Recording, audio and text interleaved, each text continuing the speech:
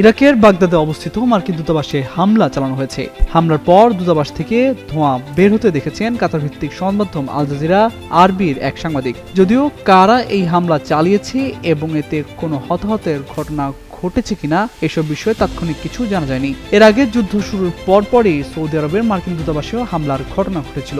Iran যুদ্ধের আজ ভালোভাবে লেগেছে প্রতিবেশী ইরাকে।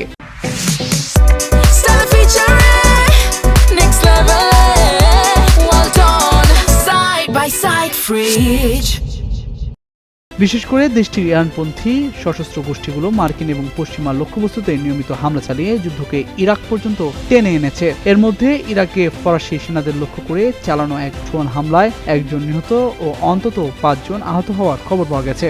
এছাড়া ইরাকে একটি মার্কিন KC-135 রিফুয়েলিং বিমান বিধ্বস্ত হয়েছে। এতে বিমানে থাকা 6 জন ক্রু প্রাণ হারিয়েছেন। যদিও মার্কিন বাহিনী দাবি করেছে শত্রুপক্ষ বা নিজেদের ভুলবশত কোনো আঘাত ছাড়াই বিমানটি বিধ্বস্ত হয়েছে। তবে ইরান সমর্থিত ইরাকি গোষ্ঠীগুলোর দাবি করেছে তাদের হামলাতেই এই মার্কিন বিমান বিধ্বস্তের ঘটনা ঘটেছে।